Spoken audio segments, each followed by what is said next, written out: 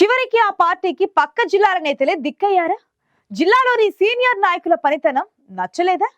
రాజకీయంగా బలమైన కుటుంబం నుంచి వచ్చిన నేతలను ఎందుకు వేరే జిల్లాకు పంపాల్సి వస్తుంది? ముందు అత్తయ్య, తర్వాత మావయ్య, ఇప్పుడు అల్లుడు, ఇలా ఒకే కుటుంబానికి చెందిన నేతలు వరుసగా వలస రావడం వెనుకున్న మతలబేంటి? ఇంతకీ ఏ పార్టీలోని తీసే ఎవరా నేతలు?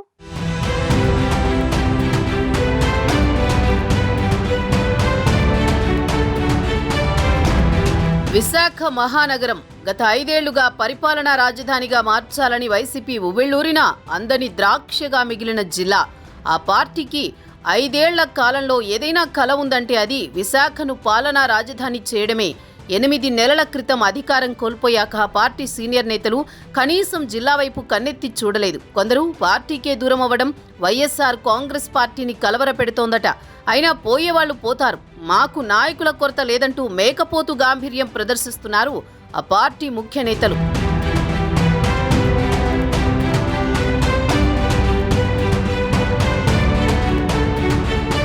విశాఖ జిల్లాలో ఎంతో మంది సీనియర్లున్నా వారిని కాదని పక్క జిల్లా నుంచి నేతలను వలస తెస్తున్నారట ఆ పార్టీ అధినేత వైఎస్ జగన్మోహన్ రెడ్డి.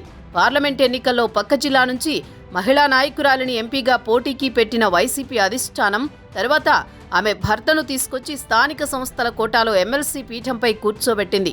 ఇప్పుడు తాజాగా అదే పక్క జిల్లా అంటే విజయనగరం జిల్లాలో పార్టీ అధ్యక్షుడిగా ఉన్న మజ్జి శ్రీనివాసరావుని తీసుకొచ్చి విశాఖ జిల్లా అతిపెద్ద నియోజకవర్గమైన భీమిలికి సమన్వయకర్తగా నియమించడం అందరినీ ఆశ్చర్యపరుస్తోంది.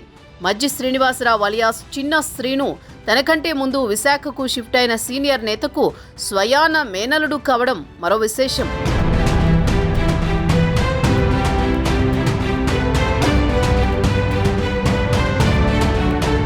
పార్లమెంట్ ఎన్నికల్లో విశాఖ నుంచి పోటీ చేసి ఓడిపోయిన బొత్స ఝాన్సీ లక్ష్మి గతంలో విజయనగరం జిల్లా ఎంపీగా గెలిచారు. రాష్ట్రంలో సీనియర్ నేతగా ఉన్న మాజీ మంత్రి బొత్స సత్యనారాయణ గత ఎన్నికల్లో విజయనగరం చీపురుపల్లి నియోజకవర్గం నుంచి ఓడిపోయారు.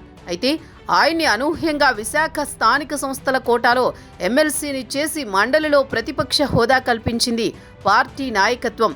విజయనగరం నేత విశాఖకు రావడంపై ఓ పక్క రాజకీయ చర్చ నడుస్తుండగానే అదే కుటుంబానికి చెందిన విజయనగరం జడ్పీ చైర్మన్ వైసీపీ జిల్లా అధ్యక్షుడు మజ్జి శ్రీనివాసరావుకి విశాఖ జిల్లా భీమిలి బాధ్యతలు కట్టబెట్టడం వెనుకున్న పరమార్థం అర్థం కాక స్థానిక వైసీపీ క్యాడర్ తలలు పట్టుకుంటోందట.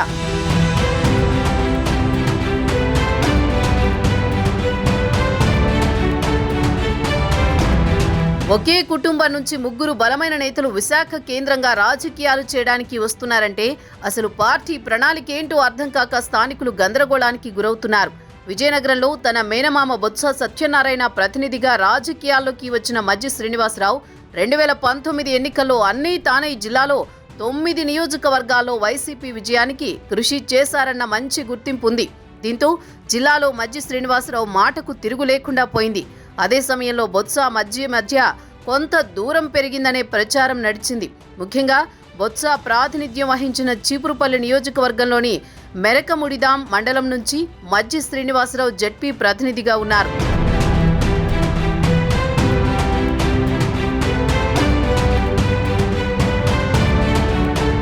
ఎక్కడైనా మామ అల్లుళ్ళు, కానీ రాజకీయాల్లో కాదు. బొత్స చిన్న శ్రీను కుటుంబాల మధ్య అంతరాలు తీవ్ర స్థాయికి చేరుకున్నాయట. గత ఎన్నికల్లో తన కుమారుణ్ణి చీపురుపల్లి నుంచి పోటీకి దించుదామని ఆలోచన చేసిన బొత్స చివరి నిమిషంలో దాన్ని విరమించుకునేంతగా ఫ్యామిలీ పాలిటిక్స్ నడిచాయంటున్నారు. విజయనగరం వీడి విశాఖ నుంచి రాజకీయం చేయాలని రూట్ క్లియర్ చేసుకున్న బొత్స దంపతులకు ఇప్పుడు చిన్న శ్రీను భీమిలికి రావడం ఇష్టం ఉందో లేదో కానీ అధిష్టాన నిర్ణయం కాబట్టి చేసేదేం లేదంటున్నారు రాజకీయ విశ్లేషకులు. అయితే చిన్న శ్రీనుని భీమిలి తీసుకురావడం వెనుక బొత్స మంత్రాంగం కూడా ఉందని మరో వాదన వినిపిస్తోంది. తన కుమారుడి కోసమే ఆయన వ్యూహాత్మకంగా వ్యవహరించి ఉండొచ్చని కూడా భావిస్తున్నారు.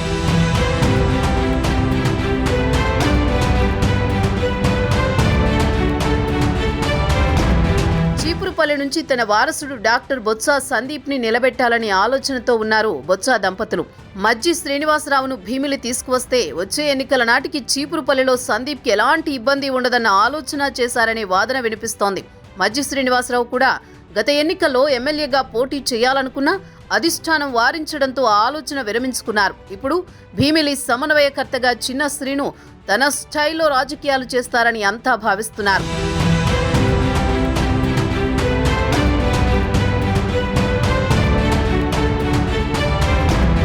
ఏదేమైనా విజయనగరం జిల్లాలో బలమైన రాజకీయ కుటుంబంగా ఉన్న బొత్స ఫ్యామిలీ నుంచి ఒక్కొక్కరు విశాఖకు వలస రావడం చూస్తుంటే వచ్చే ఎన్నికల కోసం పార్టీ పెద్ద స్కెచ్చే వేసిందంటున్నారు. మరి వైసీపీ వ్యూహం ఎంతవరకు ఫలిస్తుంది? బొత్స ఫ్యామిలీ రాకతో పార్టీకి మంచి రోజులు వస్తాయా? చిన్న శ్రీనుకు భీమిలి అప్పగించడం వెనుక అసలు కారణం ఏమై ఉంటాయనే ప్రశ్నలకు కాలమే సమాధానం చెప్పబోతోంది.